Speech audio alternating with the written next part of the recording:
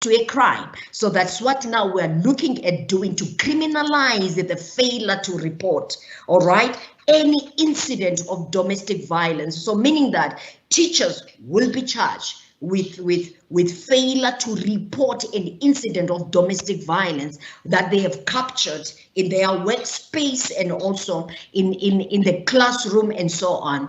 And then also any adult person. Now, this is what we are also saying, that any adult person has an obligation to report domestic violence committed against a child, person with a person with disabilities, or an older person. It places that obligation. So a failure thereof then attracts a crime. And also then we have also placed it also on electronic communication service providers to provide then the courts with information, because some of the victims are getting this abuse via videos that are sent through, social media and so now we are placing the obligation and accountability then on electronic communication service providers to provide that information to courts. And also then we have and also a clause now that says that legal aid services must be provided then to children and also to the complainants. And we have also expanded and amended the definition of sexual abuse to include sexual harassment. All right, if you can take me to the next slide.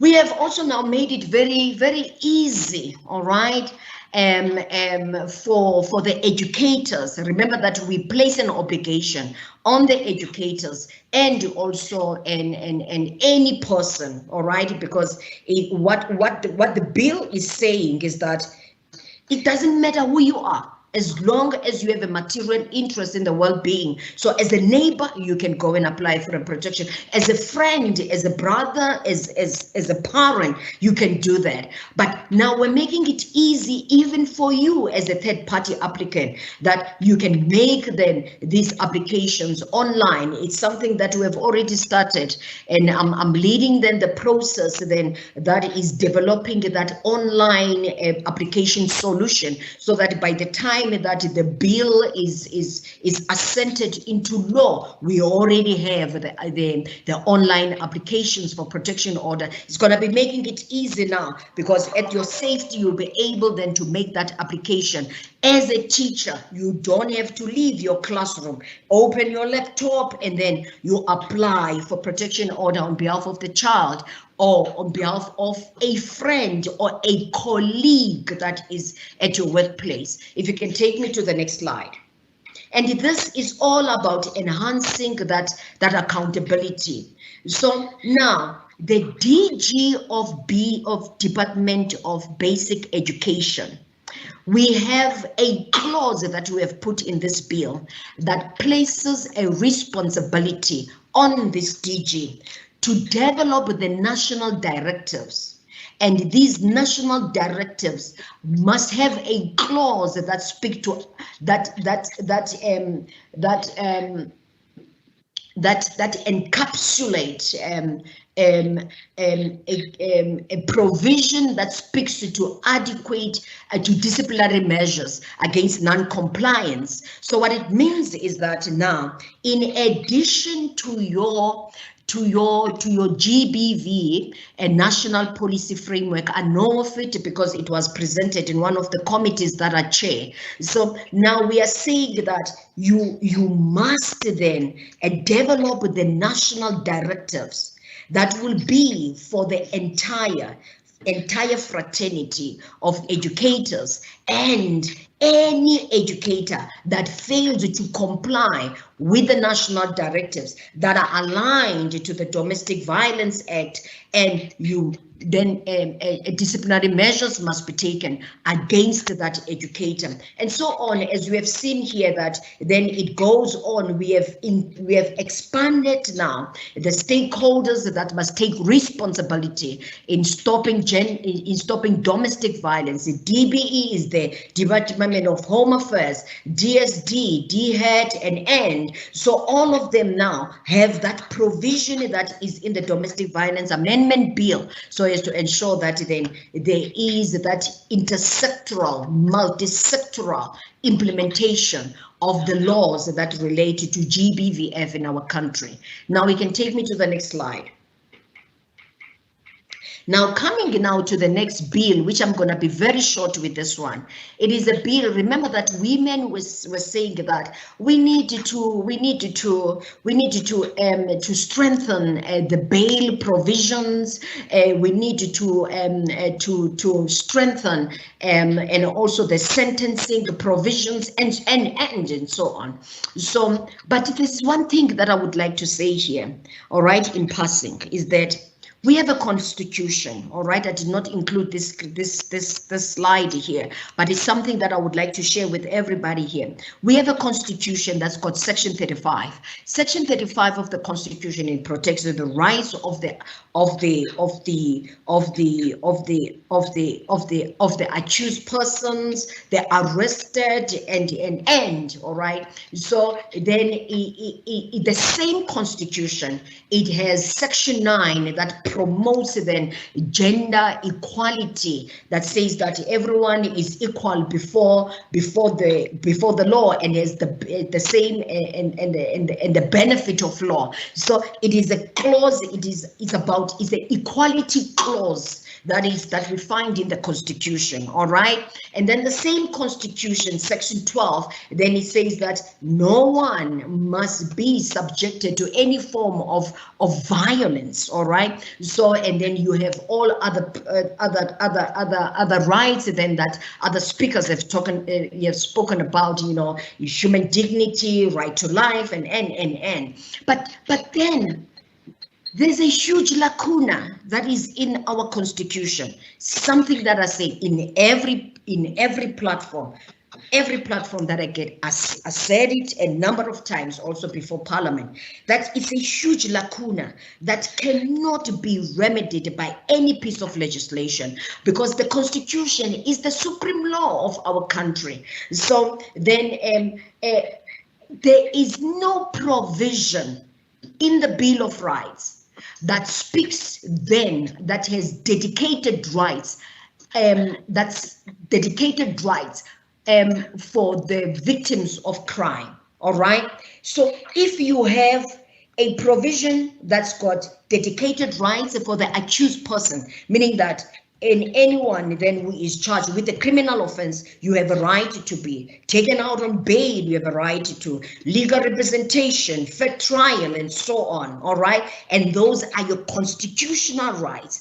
And then nothing is said about the victim of crime. So that's, for me, that's a serious imbalance. So it doesn't matter what kind of legislation that we come up with, because that piece of legislation has to bow down to the Constitution. It has to go through the constitutionality test. So for as long as we will be taking it to the streets and marching and say that we don't want to be taken out on bail, the presiding officer is looking at the Criminal Procedure Act and is looking at the Constitution, and the Constitution has got more power than the Criminal Procedure Act, and that person will be taken out on bail in many instances. And so those are the things that we need to know. So with this bill, then we are trying then to respond to those requests that were coming from the women who marched in 2018. And what we have done right now, we've included a clause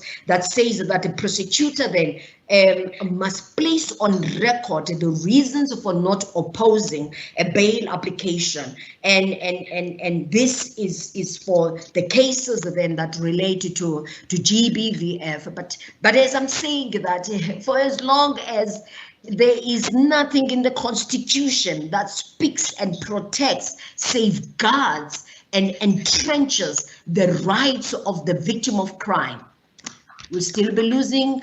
We'll be fighting a losing battle. If you can take me to the next slide.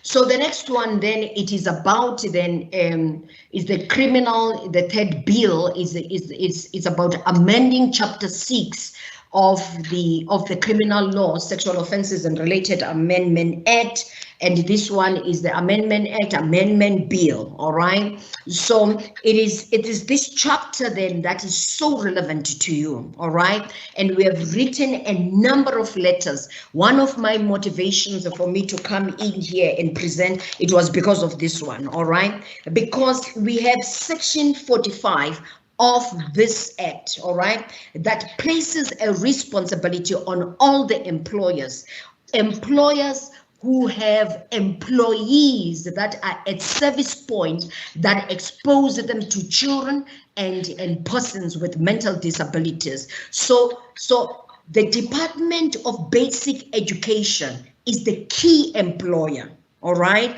because it's all about children. And we have also been received a request from the presidency to say that when are you going to be vetting educators? Because this act then says that as the employer, that is the basic education, and also says your responsibility then one is to ensure that it says that you must take reasonable steps to prevent employing a person who is registered in the National Register for Sex Offenders. All right, and also it says that then before you employ, then you need to have that person vetted. And any person who is already in the employment, then you need to vet that person. So it's like two things. One is that you already have right now your pool of teachers, all right, of educators. So this provision says that have them vetted against the NRSO. You make applications. The application forms are already in our website, and the National Registrar for Sex Offenders cannot come into your space unless you make the applications. That's what the Act says, all right? So you need then to have every educator vetted against the NRSO, all right? And then second thing is you need then, as says that any teacher that is applying for employment must be vetted against the NRSO. So that is the National Register for Sex Offenders. And then now what it says here happen. You are attracting a serious offense that can make you to be in prison for 7 years. That is what it says. So we are asking that please apply, bring us your people so that we can vet them. And also now the amendment here, it says that then the protection, it must go to all victims of crime, and it also introduces then new offenses. So I think that that's all that I would like to say here, that please, we need to have the educators vetted. If you can take me to the next slide, which I think that is going to be the last one. Then section 54 as well places accountability. As I said, that my presentation is going to focus on accountability as you as an individual, because other speakers have spoken a lot about your rights and so on. But now I'm coming from a different angle that says that you have an obligation. You are responsible as an individual to end GBVF. So section 54 of the Criminal Law, Sexual Offences and Related Matters Amendment Act, it also places a legal obligation. When I say legal obligation, then failure to do so attracts a crime. So it says that you have a legal obligation to report sex crimes perpetrated against children and persons with mental disability. So as teachers here, if you know that there is a child who is subjected to any sex crime and you keep quiet, you are liable. You are committing a criminal offense. All right. So if you can take me to the next slide. So what it means is that as teachers, as educators,